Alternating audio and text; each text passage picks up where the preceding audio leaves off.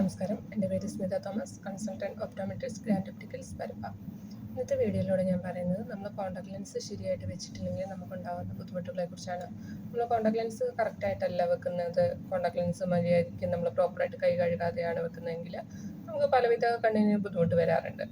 അതായത് നമ്മളിപ്പോൾ hand wash ചെയ്യാതെയാണ് കോൺടാക്ട് ലെൻസ് വെക്കുന്നതെങ്കിൽ നമ്മുടെ കണ്ണിലേക്ക് നമ്മുടെ കണ്ണിലുള്ള കയ്യിലുള്ള അഴുക്കുകളെല്ലാം നമ്മുടെ കണ്ണിലേക്ക് രോഗാണുക്കളായിട്ട് വരികയും അതുമൂലം നമ്മുടെ കണ്ണിന് ചുമപ്പ് വരാറുണ്ട്.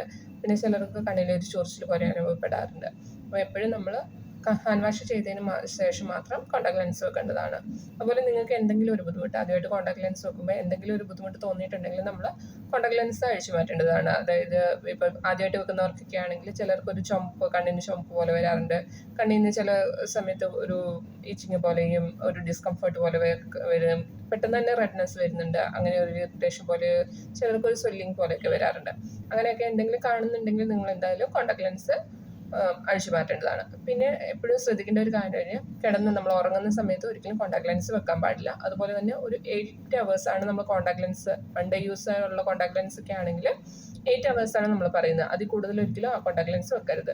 അതുപോലെ നമുക്ക് ഓരോ കോൺടാക്ട് ലെൻസിനും ഓരോ പീരീഡ് ഉണ്ട്. ആ ഒരു കാലാവധി കഴിഞ്ഞതിന് ശേഷം ആ കോൺടാക്ട് ലെൻസ് ഉപയോഗിച്ചിട്ടുണ്ടെങ്കിൽ അത് നമുക്ക് കണ്ണിന് ചുവപ്പും ഇച്ചിങ്ങൊക്കെ വരാൻ ചാൻസസ് ഉണ്ട്.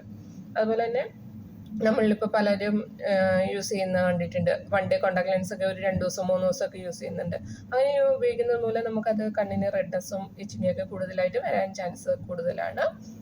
പിന്നെ നമുക്ക് എന്തെങ്കിലും കണ്ണിന് ബുദ്ധിമുട്ടുണ്ട്, അതായത് കോൺടാക്ട് ലെൻസ് വെച്ചതിന് ശേഷം എന്തെങ്കിലും ബുദ്ധിമുട്ടുണ്ടെങ്കിൽ നമ്മൾ ഒന്നെങ്കിലും ഒരു നേത്രരോഗ പരിശോധനയ്ക്ക് ശേഷം മാത്രമേ കോൺടാക്ട് ലെൻസ് പിന്നെ ഉപയോഗിക്കാൻ പാടുള്ളൂ. ഇപ്പോൾ കണ്ടിന്യൂസ് കോൺടാക്ട് ലെൻസ് ഒക്കെ സ്പെക്സിന് പകരം ഉപയോഗിക്കുന്നവരാണെങ്കിൽ എന്തെങ്കിലും ബുദ്ധിമുട്ട് തോന്നിയിട്ടുണ്ടെങ്കിൽ അവർ പിന്നീട് അത് കോൺടാക്ട് ലെൻസ് ഡോക്ടറുടെ നിർദ്ദേശപ്രകാരം മാത്രമേ വെക്കാൻ പാടുള്ളൂ.